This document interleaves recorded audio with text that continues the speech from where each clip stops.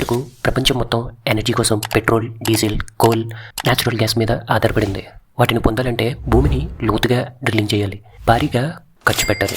కానీ వాటి వల్ల పొల్యూషన్ పెరుగుతుంది, గ్రీన్ హౌస్ గ్యాసెస్ విడుదలవుతున్నాయి, గ్లోబల్ వార్మింగ్ రోజు రోజుకి మరింత తీవ్రమవుతుంది. కానీ ఒకవేళ భూమి లోపలే ఎలాంటి ఫ్యాక్టరీ లేకుండా, ఎలాంటి హ్యూమన్ ఇన్వెన్షన్ లేకుండా ఒక క్లీన్ ఎనర్జీ సోర్స్ సహజంగానే తయారవుతుంటే, అది కూడా లక్షల సంవత్సరాలుగా. వినడానికి సైన్స్ ఫిక్షన్గా అనిపించిన ఇటీవల కెనడాలో చరిత్రలోనే మొదటిసారిగా వైట్ హైడ్రోజన్ కోసం ప్రత్యేకంగా కమర్షియల్ డ్రిల్లింగ్ నిర్వహించారు. ఆ ప్రయత్నంలో అసహజమైన రిజల్ట్స్ కూడా లభించాయి. కానీ అసలు ప్రశ్న, భూమి లోపల హైడ్రోజన్ ఎలా తయారవుతుంది? ప్రకృతి నడిపే ఈ న్యాచురల్ ఫ్యాక్టరీ ఎలా పనిచేస్తుంది? అదే ఇప్పుడు తెలుసుకుందాం. వైట్ హైడ్రోజన్ తయారయ్యే ప్రధాన కారణాల్లో మొదటిది సర్పెంటినైజేషన్. భూమి లోపల కొన్ని కిలోమీటర్ల లోతుల్లో ఆలివిన్ అనే ప్రత్యేకమైన రాళ్ళు ఉంటాయి. వీటిలో ఐరన్, మెగ్నీషియం ఎక్కువగా ఉంటాయి. ఇప్పుడు ఆ వేడి రాళ్లను భూమి లోపల ఉన్న నీరు తాగినప్పుడు ఒక న్యాచురల్ కెమికల్ రియాక్షన్ స్టార్ట్ అవుతుంది. ఈ రియాక్షన్లో నీటిలో ఆక్సిజన్ను రాళ్లలో ఉన్న ఐరన్ తనలోకి తీసుకుంటుంది. దాంతో ఆ రాళ్ళు మ్యాగ్నెటైట్ అనే మరొక ఖనిజంగా మారిపోతాయి. అయితే నీటిలో నుంచి ఆక్సిజన్ వెళ్ళిపోయిన తర్వాత ఏం మిగులుతుంది? హైడ్రోజన్. అదే హైడ్రోజన్ గ్యాస్ రూపంలోకి మారి రాళ్లలోని చిన్న చిన్న క్రాక్స్ గుండా పైకి ప్రయాణించడం స్టార్ట్ అవుతుంది.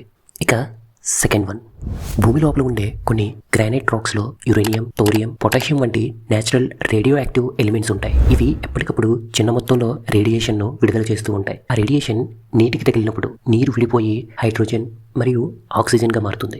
ఈ ప్రాసెస్ చాలా స్లో, లక్షల సంవత్సరాల పాటు జరుగుతూనే ఉంటుంది.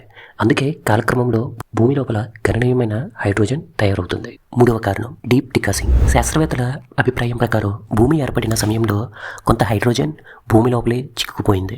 అధిక టెంపరేచర్ మరియు ప్రెషర్ కారణాల వల్ల ఆ హైడ్రోజన్ నెమ్మదిగా పై పొరల వైపు కదులుతూ ఉంటుంది.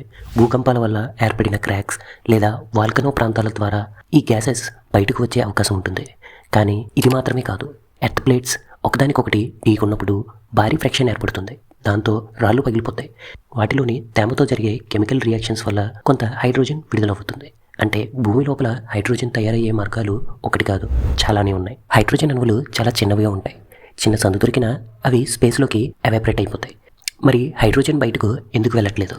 అలా జరగదు, ఎందుకంటే ప్రకృతే దానికి న్యాచురల్ స్టోరేజ్ను ఏర్పాటు చేసింది. ఉదాహరణకు కెనడాలోని సెస్కెచ్వాన్ ప్రాంతంలో భూమి లోపల భారీ పొటాషియం సాల్ట్ లేయర్స్ ఉన్నాయి. ఈ గట్టి సాల్ట్ లేయర్స్ ఒక మూతలా పనిచేస్తాయి.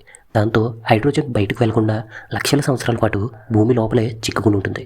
అందుకే ఈరోజు కూడా కొన్ని ప్రాంతాల్లో న్యాచురల్ హైడ్రోజన్ నిల్వలు కనిపిస్తున్నాయి. ప్రస్తుతం ప్రపంచంలో ఎక్కువగా ఉపయోగిస్తున్న హైడ్రోజన్ కోల్ లేదా న్యాచురల్ గ్యాస్ నుంచి తయారవుతుంది. ఈ ప్రాసెస్లో కార్బన్ డైఆక్సైడ్ కూడా విడుదలవుతుంది. కానీ వైట్ హైడ్రోజన్ మాత్రం ప్రకృతి స్వయంగా తయారు చేస్తున్న న్యాచురల్ ఫ్యూయల్. అందుకనే దీనిని సేఫ్గా మరియు తక్కువ ఖర్చుతో వెలికితీసే టెక్నాలజీ అభివృద్ధి అయితే ఇది ప్రపంచ ఎనర్జీ ఇండస్ట్రీనే మార్చే అవకాశం ఉంది. కానీ ఒక విషయం మాత్రం గుర్తుంచుకోండి, వైట్ హైడ్రోజన్ మీద రీసెర్చ్ ఇంకా కొనసాగుతుంది. ఇది నిజంగా ప్రపంచ ఇంధన అవసరాలను ఎంతవరకు తీర్చగలదో తెలుసుకోవడానికి ఇంకా మరిన్ని అధ్యయనాలు అవసరం. ఇది భవిష్యత్తులో ఎనర్జీ రంగంలో ఒక పెద్ద మార్పుకు దారితీసే అవకాశం ఉంది. ఈ వీడియో మీకు నచ్చితే లైక్ చేయండి, మీ ఫ్రెండ్స్తో షేర్ చేయండి. ఇలాంటి ఆసక్తికరమైన సైన్స్ అండ్ టెక్నాలజీ విషయాల కోసం GSP మీడియా ఛానల్ను సబ్స్క్రైబ్ చేసుకోండి. Thank you for watching.